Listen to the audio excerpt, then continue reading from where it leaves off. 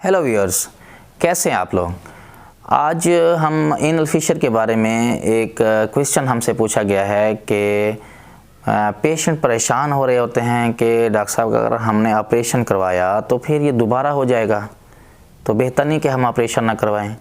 आज हम आप लोगों को बताएंगे कि ये दोबारा ये हो जाता है या फिर नहीं होता है, तो इसका ऑपरेशन कितना इफ़ेक्टिव है, इसके बारे में आज हम आप लोगों के साथ डिस्कस करेंगे। सबसे पहले तो बता दें कि एनल फिशर बवासीर की एक ऐसी किस्म है कि जिसमें पखाने वाली जगह पे चीर सा आ जाता है। मेल्स में मोस्टली 6 o'clock पे आता है अगर घड़ी बनाएं तो हम, और इस घड़ी पे 12 o'clock पे फ़ीमेल में ज़्यादातर आता है।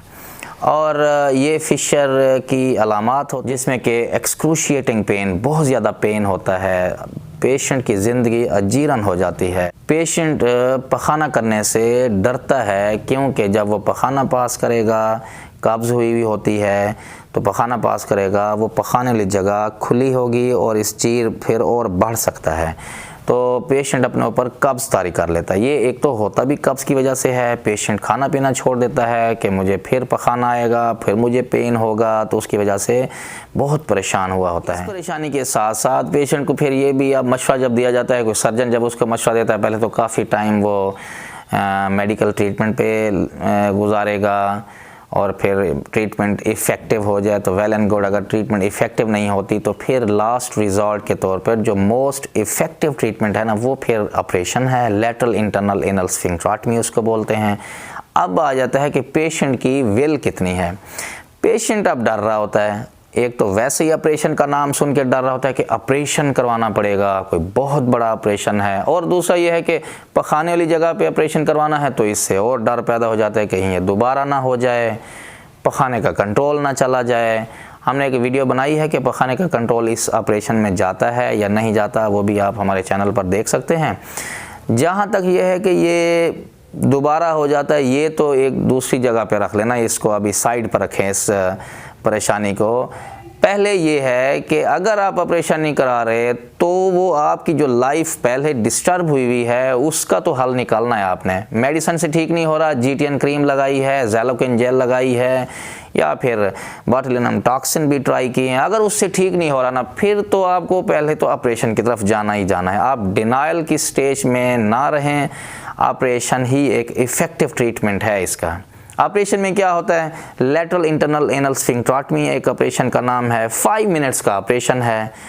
जब ये घड़ी अगर बनाएं तो 12, 6, 3 या 9, अगर 3 o'clock पोजीशन पे मसल फाइबर्स जो होते हैं इंटरनल एनल स्फिंक्टर के, उनको इतना कट किया जाता है कि ये थोड़ा सा रिलैक्स हो जाए ये जगह, वरना तो ये टाइट हुई होती है, बहुत पेनफुल हुई होती है। 2/3 फाइबर इसके काटते हैं और ये रिलैक्स हो जाता है, तो इस फिशर वाली जगह पे ब्लड सप्लाई जा सकती है और उसकी हीलिंग होती है। तो ये छोटा सा ऑपरेशन है और ज़ख़म भी इतना बड़ा नहीं होता, अंदर की तरफ करके छोटा सा ज़ख़म एक आता है, और इसमें ब्लड सप्लाई क्योंकि इस जगह पे बहुत ज़्यादा होती है तो इसकी हीलिंग स्पीड अप हो जाती है और ये इफ़ेक्टिव है ट्रीटमेंट। लेकिन अब पेशेंट इससे निजात पा भी ले तो दूसरा एक ख़तरा उसके माइंड में आता है कि दोबारा हो जाएगा। कुछ पेशेंट्स दूसरों से सुन के उन्होंने रखा होता है, सर्जन से भी नहीं पूछा होता, तो कुछ केसेस ऐसे रिपोर्ट होते हैं कि वो कह रहे होते हैं, और हमारे कमेंट सेक्शन में भी लिखा होता है कि ऑपरेशन ना करवाएं, ये दोबारा हो जाएगा तो ये बड़े मसले हो जाएंगे, पखाने का कंट्रोल ख़त्म हो जाएगा। तो उसका जवाब ये है कि अगर आप जिस वजह से ये फिशर हुआ था वो फैक्टर ख़त्म कर दें, आप अपनी लाइफ मॉडिफिकेशन ऐसी करें कि आपको कॉन्स्टिपेशन ना हो, आप पानी का इस्तेमाल ज़्यादा करें अपनी लाइफ में, एक्सरसाइज करें। आप एक्सरसाइज जब करते हैं जिसमें वॉकिंग और रनिंग शामिल है, उससे भी ये होता है कि आपकी बावल मूवमेंट अच्छी रहती है।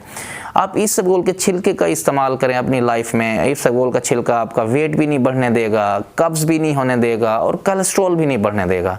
अगर आप उसका भी इस्तेमाल करें तो ऐसी लाइफस्टाइल मॉडिफिकेशन से आपको कॉन्स्टिपेशन नहीं होगी। जब कॉन्स्टिपेशन नहीं होगी तो फिर फिशर क्यों होगा दोबारा? कभी नहीं ये फिशर होता। पहले तो आपको वो प्रॉब्लम ठीक करने के लिए आपको ऑपरेशन करवाना पड़ा, ऑपरेशन ना करवाया तो बाकी तो ट्रीटमेंट ऑप्शन फेल हो गई आपके ऊपर। आपको वो ऑपरेशन करवाना ही करवाना है, छोटा सा ऑपरेशन है। जब वो ऑपरेशन हो गया तो आप वो चीज़ें जिस वजह से आपको कॉन्स्टिपेशन हो रही थी वो ना होने दें, और लाइफस्टाइल मॉडिफिकेशन करें, अपना ख्याल रखें, अपनी सेहत से बढ़कर वो क्या है। अगर आप वो ठीक कर लेते हैं तो आपको फिशर दोबारा नहीं होता। लेकिन आपने अपनी लाइफस्टाइल को चेंज ना किया, लाइफ मॉडिफिकेशन ना की, तो फिर आपको दोबारा उसी तरह कट आ सकता है। ऐसा तो नहीं है ना अब ये जगह नॉर्मल हो गई है, लेकिन इसमें से फिर आप कॉन्स्टिपेशन के ज़रिए हार्ड और हार्डन सा स्टूल, बड़ा स्टूल जब इस जगह में से पास होगा तो इसको चीर के रख देगा, और जब इसमें चीर आएगा वही तो एक फिशर है।